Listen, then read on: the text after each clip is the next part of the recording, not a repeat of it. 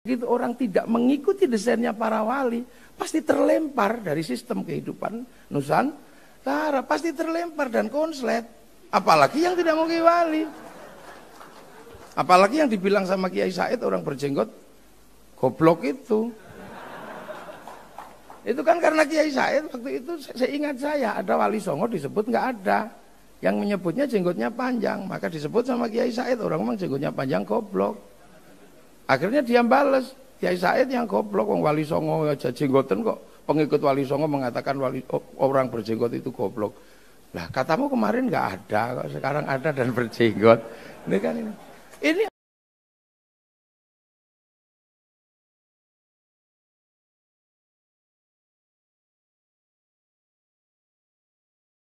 Nusantara dan Islam ini kan sama-sama barang jadi sudah. Nusantara itu sudah jadi semenjak belum kedatangan Islam. Sudah lengkap. Jadi Nusantara ini bukan barang baru, lengkap sudah. Agama ada. Politik ada, ekonomi ada. Multikultural juga ada, multiras juga ada. Jadi waja'alnakum syu'uban wa qabaila lita'arafu sudah ada di Indonesia. Paling semuanya lengkap di sini. Nah, Islam itu juga sudah barang jadi. Islam bukan sesuatu yang baru trial and error, sudah jadi. Sudah al-yauma akmaltu lakum dinakum wa atmamtu ni'mati 'alaikum wa raditu lakumul Islam madinah. Sudah jadi. Terus ketemu. Kita nggak bisa bayangkan tukang modifikasi yang kalau nggak canggih mempertemukan mobil jadi sama mobil jadi itu susah. Kalau mobil mogok sama mesin jadi gampang. Ini barang jadi ketemu barang jadi. Makanya kita bersyukur yang datang ke sini itu kelasnya wali. Bukan kelasnya ulama biasa, wali yang datang itu. Yang konsultannya itu bukan, jadi dikatakan oleh Profesor Nasaruddin Umam, yang konsultannya itu bukan semata-mata teks. Konsultannya itu barang gaib semua. Dia kan wali. Makanya disebut Wali Songo apa? Konsultannya wali. Wali itu siapa? Innalladzina qalu rabbuna Allah tsumma istaqamu tatanazzalu alaihimul malaikah. Wali semua. Makanya sistem kreasi di Indonesia itu out of the box.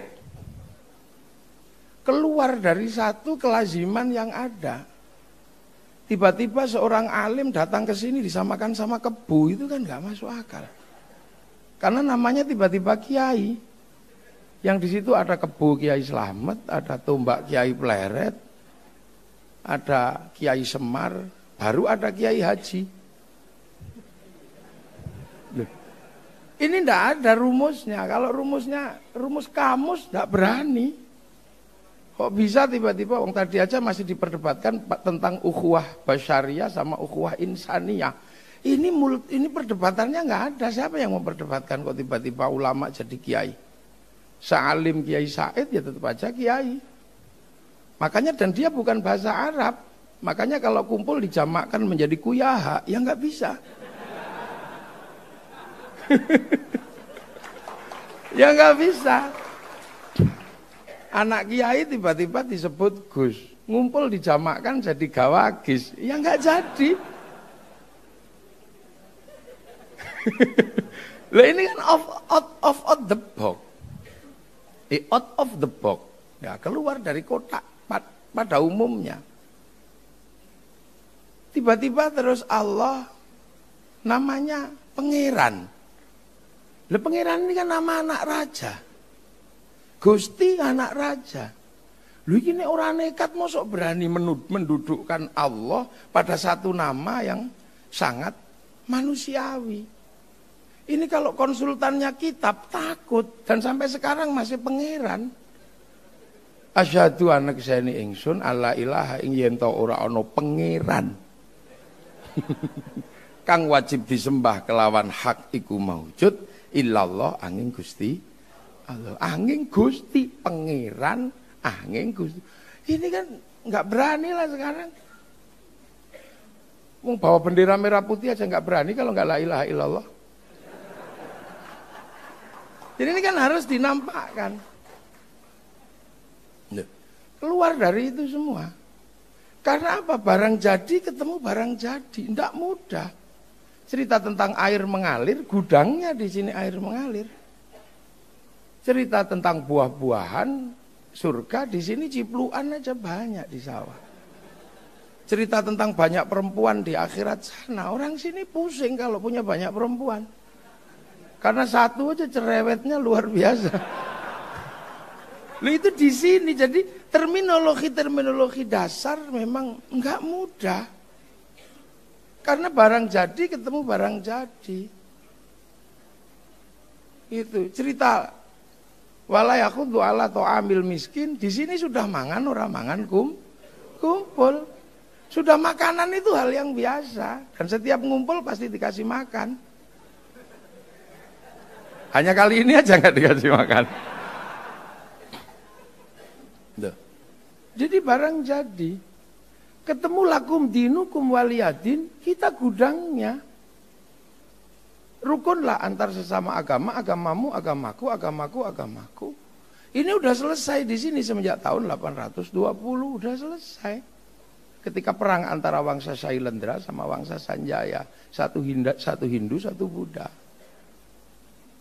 Sudah selesai. Sehingga bangsa Sanjaya yang waktu itu Panukuh nggak mau jadi raja, pergi ke India mencari ilmu arsitektur. Yang Sailendra rajanya Garung semakin keras, kan gitu. Yang Hindu dihabisi, gelarnya Semaratungga. Akan tetapi begitu kuat mau bikin candi nggak bisa karena nggak punya arsitek. Cari Panukuh tersebut atau Gunadarma, bikin candi Buddha tapi nuansanya Hindu, namanya Sambarapudura. Jadi kalau dikatakan Candi Borobudur karya Nabi Sulaiman, kayaknya kurang tepat. Itu hanya peralihan bahwa biar nanti orang Yahudi datang ke sini enak karena menagih tempat nenek moyangnya, kan gitu aja. Nah makanya setelah itu rukun, apalagi terjadi pernikahan antara si Pramodawardhani sama Panukuh, bergelar Rakai Pikatan, jadi raja di kerajaan Buddha. Balaputra Dewa pulang ke Palembang udah beres, tidak ribut agama, Sriwijaya besar. Kawasan timur Sindok tidak ribut agama, semua besar, Singasari besar, Majapahit besar, sampai Bhinneka Tunggal Ika. Jadi sudah saling menjaga dari dulu, makanya kalau ada banser jaga gereja nggak usah pusing, itu warisan asli bangsa Indonesia. Ini kan, itu dari dulu sudah. Makanya kalau banser kemarin diolok-olok, sekarang yang olok-olok pusing mau olok-olok. Karena radikal kanan menyerang New Zealand, sekarang masjid New Zealand dijaga sama orang Nasrani. Yang sana dipuji-puji, yang sini diolok-olok. Emang orang aneh. Jadi ini sudah jadi semua. Mau berbicara kekuasaan lengkap. Di sini sudah ada raja, sudah ada hamba, sudah ada kawulo, sudah ada gusti. Cuman Islam kan nggak bisa masuk. Tawarannya apa? Ya sistem yang ada di dalam kaum muslimin yang egaliter, namanya musyarakah. Itulah yang kemudian dikenal dengan nama masyarakat. Lah kalau sudah musyarakah, masyarakat nggak ada raja, nggak ada hamba, harus saling setara. Nah yang punya konsep kesetaraan itu siapa kalau bukan Rasulullah? Kullukum ra'in wa kullukum mas'ulun an ra'iyati. Maka hilangnya raja hamba dilebur menjadi ra'iyah. Dan kita pakai sekarang bahasa rakyat. Siapa yang bisa pakai itu seluruh dunia? Kayaknya nggak ada dunia Islam yang sanggup mengambil kalimat ra'iyah untuk menyebut warga bangsanya kalau bukan ulama Indonesia. Lah itulah makanya waktu itu saya katakan sama Bapak Presiden, nggak ada kafir di Indonesia karena ra'iyah sudah. Kalau kafir ini kan menyerang, nah kalau rukun itu dhimmi. Nah kalau sudah hidup bersama saling bertanggung jawab, ya sudah ra'iyah. Cuman orang kadang belum sadar karena yang hamba masih boleh bilang ambo, yang kawulo masih boleh bilang kulo, yang abdi masih boleh bilang abdi di Sunda, yang pukulun masih boleh bilang ulun, yang hamba sahaya masih boleh bilang saya. Jadi nggak kerasa, loh itu wali kalau mengerjakan sesuatu nggak ada yang kerasa. Ro'iyah ngumpul pakai demokrasi. Sistemnya ada dalam Quran, wasyawirhum fil amri, maka kumpulnya ro'iyah namanya musyawarah. Kalau kumpul ya jangan menang-menangan sendiri, yang rukun, saling berbagi. Lah itu bahasa Al-Qur'annya kan majelis, tafassahu fil majalis, maka kedudukan musyawarah namanya majelis. Ngangkat pemimpin apa? Wasi'a kursius samawat, maka kedudukan pemimpin namanya kursi. Cuman karena yang mendesain ini semua adalah para wali, maka teritori yang terdesain dengan sistem ini disebut wilayah. Karena al-wali meninggalkan wilayah. Dan bahasa-bahasa tadi bukan bahasa tongkrongan, tapi bahasa resmi Undang-Undang Dasar Negara Kesatuan Republik Indonesia. Ini yang gak main-main. Loh kok bisa begitu? Wali kok. Sekali lagi, maka desain Indonesia itu desainnya para wali. Makanya hampir seluruh desain kita ini menggunakan desain para wali. Wali itu konsultannya Allah. Makanya ya rukun, bareng-bareng. Sekarang begitu orang tidak mengikuti desainnya para wali, pasti terlempar dari sistem kehidupan Nusantara. Pasti terlempar dan konslet. Apalagi yang tidak mengikuti wali. Apalagi yang dibilang sama Kiai Said orang berjenggot goblok itu. Itu kan karena Kiai Said waktu itu saya ingat ada Wali Songo disebut nggak ada. Yang menyebutnya jenggotnya panjang, maka disebut sama Kiai Said orang memang jenggotnya panjang goblok. Akhirnya dia bales, Kiai Said yang goblok, Wali Songo aja jenggoten kok. Pengikut Wali Songo mengatakan orang berjenggot itu goblok. Lah katamu kemarin nggak ada, kok sekarang ada dan berjenggot. Ini kan ini out of the box. Makanya kita nggak bisa. Maka siapapun hari ini yang masih menggunakan prinsip para wali, dan itu Nahdlatul Ulama, selagi masih menggunakan strategi para wali dalam wilayah, itu artinya akan ada kesamaan sistem. Ini nggak susah sebenarnya kalau dulu. Karena apa? Mathaluhum fit Taurat atau mathaluhum fil Injil kazarain. Seperti tanaman aja ya, jadi nanem gitu aja. Sawahnya orang ditanami ya biar nggak ribut, maka pakai bahasa yang ada. Allah pangeran, musola, langgar. Syekhun ustadun, kiai, tilmidun, muridun, murid. Akhirnya sama kayak sekarang kan. Kita masih menggunakan cara itu. Yang pertama datang aqua, sampai sekarang siapa apapun bentuknya aqua. Aquamu apa? Ades. Aquamu apa? Aku nuh, kan biasa. Jadi di sini nggak ada hak paten apa, nggak ada paten istilah. Sanyomu apa? Sanyo kudap, biasa aja. Kalau di sana ribut, ini istilahnya mesti begini. Enggak, di sini biasa aja. Bahkan softtekmu apa? Enggak ada istilahnya. Ini kan persis kayak ibu-ibu nggak pernah mempersoalkan. Kalau bulan Lebaran seluruh bungkusnya kongwan, tapi isinya bisa rengginang, bisa apa saja. Nah, Indonesia itu begitu. Indonesia itu begitu. Jadi, nah sekarang yang berbicara tentang itu tinggal NU. Makanya NU kalau sudah berbicara wilayah, nggak ada ampun. Nggak ada ampun. Yai Hashim kalau sudah berbicara wilayah, kerjasama dengan Jepang pun ditempuh. Dibully, pasti dibully. Mau kerjasama dengan penjajah datang. Tapi nggak ada yang nyangka, habis kerjasama. Tanggal 13-14 Hiroshima Nagasaki dihancurkan sama sekutu. Powerless, tidak ada kekuasaan. Karena tidak ada kekuasaan, maka masuknya Kiai Hashim ke Jepang, ke dalam Sumubu, menjadi embrio Dokuretsu Zumbi Tushakai, Dokuretsu Zumbi Inkai, yang difasilitasi oleh Tezimaeda, Panglima Perang Jepang yang ada di Indonesia. Baru orang mengatakan, oh bener. Begitu jadi Indonesia, semua rebutan. Ada yang menanamkan 7 kata dengan kewajiban menjalankan syariat Islam bagi pemeluknya. NU duluan menghapus itu. Makanya ada kelompok yang mengatakan negeri ini negeri tauhid. Maka ketika suku datang mereka berlepas tangan. Akan tetapi Kiai Hashim bertanggung jawab bikin resolusi jihad. Dan di Surabaya lah maka pertarungan itu ada. Karena yang lain dilepas.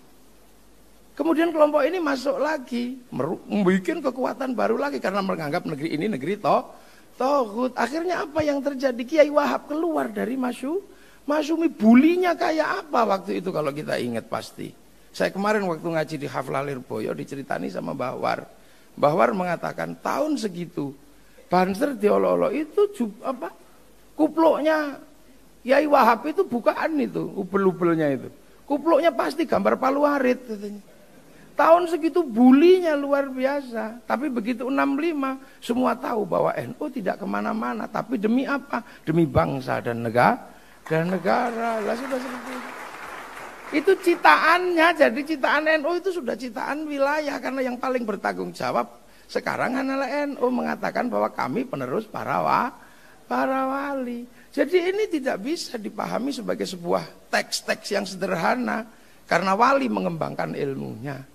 Nah, mathaluhum fit Taurat wa mathaluhum fil Injil kazar in akhraja syat'ahu fa'azarahu fastaqladha fastawa ala suqi yujibu zura al yaqidu bihimul kufar. Udah jadi, udah tumbuh betul Islam. Cuman yang baru datang ini kan lupa. Karena dia baru datang, baru berpegang pada waqafa billahi syahida Muhammadur Rasulullah walladzina ma'ahu asyidda'u alal kufar, baru di wilayah itu. Rohama ubainahum tarahum ruka'an sujada yabtaguna fadlan minallah wa ridwanan simahum fi wujuhihim min athari sujud. Lagi di situ. Sementara para wali sudah mathaluhum fit Taurat wa mathaluhum fil Injil. Ini adalah jet lag gitu kan. Terjadi missing link, ada mata rantai yang hilang. Loh, ini aja. Jadi tugas kita sebenarnya adalah bukan untuk nabrak apa-apa, rawat aja apa yang ada. Nanti toh semuanya akan mengerti bahasa santri sekarang udah mulai mengerti kok. Cuman kita ndak usah deh diolok-olok teman-teman. Nanti kalau mereka kembali sungkan. Udah biasa aja. Dulu Sayyidina betapa antinya. Sekarang mau pakai baginda, nabiyina. Tumpeng antinya kayak apa? Sekarang nasi kotak mau. Jadi kita ini sebenarnya jadi orang tua sekarang ini. Ada anak nakal, gak ada masalah, biar aja. Suwo, betapa antinya suwo. Sekarang mau, tapi rukyah. Alat musik gak mau, sekarang pakai mulut mau. Tum. Tapi itu makanya kan sekarang banyak, mari kembali kepada Quran dan Sunnah. Kalau saya jawab, ya kembalilah. Karena kamu pernah pergi. Aku ini belum pernah kemana-mana. Aku belum kemana-mana. Aku masih seperti yang dulu. Loh, ini NU. Jadi NU ini orang tua. Karena penerus para wali. Nggak usah kagetan yang begitu-begitu. Wong itu anak-anak baru belajar. Kan baru belajar. Udah biarin aja, nggak apa-apa. Baru belajar. Namanya juga baru belajar ya, kita pahamilah. Walaupun keliru kafaro yukafiru kufron, enggak apa-apa. Orang biasa aja, kasihan. Yang jembar, karena nanti akan kembali menjadi bangsa. Ini apa? Sahabat mana tadi? Oh, ini sahabat Burhani ini, Isam Burhani ya. Isam apa namanya? Najib Burhani. Nama Muhammadiyah susah diingat orang NU. Dia kan di Muhammadiyah sendiri dulu kayak apa kerasnya. Sekarang sudah mulai melunak. Sudah sama melunak. Sama, dan NU masih seperti yang dulu. Belum pernah berubah. Hanya malam hari ini berubah. Gak ada asap rokok. Iya. Hanya malam ini. Jadi NU ini orang tua. Orang tua nggak apa-apa, sudahlah diolok-olok nggak apa-apa. Karena ini kan sedang ada pola yang dikenal dengan nama social engineering dan political engineering. Ada rekayasa sosial besar. Kalau kita mau nanam baru kan mesti dibalik dulu tanahnya, cangkul dibalik, singkal dibalik. Makanya sekarang ada yang Islam semua sama. Sama, karena memang ada yang mau nanam baru, nggak apa-apa. Ini kan ada yang mau nanam baru. Setelah gagal nanam di Suriah, gagal nanam di Mesir, gagal nanam di Palestina, gagal nanam di Eropa, gagal nanam di Afghanistan, mau nanam ke sini. Cuman telat, sawahnya udah sawah kita. Kan mau nanam. Kita masih lengkap, mau masak, masih daging, masih apa ada. Yang sekarang kan rata-rata mau masak sudah nggak ada daging, nggak ada apa, karena dibid'ahkan semua. Jadi ibarat orang masak kan tinggal tulang. Maka kelompok yang masakannya tinggal tulang, lah ini kan micinnya aja yang digedein biar baunya sedap. Nah ini kan mau ke sini semua. Lah ke sini berbicara tentang kekuatan Islam. Islam itu beginilah, Islam illa biquwatin wala quwata illa bijama'atin wala jama'ata illa biimaratin wala imarata illa bita'atin la ta'ata illa fi ta'atillah. Kan semua sedang begitu. Islam kuat kalau ada jam'iyah. Kita sudah punya. Jam'iyah dengan imarah, kita sudah punya dari PB sampai PC. Imarah bitta'ah, kita sudah punya ketaatan. Walaupun Kiai Said disia-siakan, kita tetap taat. Bita'atin kita masih punya. La ta'ata illa fi ta'atillah. Ta'at itu hanya kepada Allah. Maka ini harus diruntuhkan atasnya dulu, makan tumpeng. Ketaatan kepada Allah dimakan dulu. Bahwa kita enggak taat karena ahlul bid'ah, ahlul taghut. Kan runtuh dari atas dulu gitu. Kita goyang. Nanti kalau ketaatan ini sudah dimakan, baru kemudian imarohnya diajar. Yai Master di liberalkannya berapa puluh tahun, masih saja sehat. Ini eranya kepemimpinan diajar. Karena masyarakat kalau sudah tanpa pemimpin, ini tanpa ketaatan. Nah kalau sudah tanpa pemimpin, tanpa ketaatan, jam'iyahnya diruntuhkan. Sehingga mereka bisa nanam jam'iyah baru. Kan itu aja teorinya, itu namanya political engineering.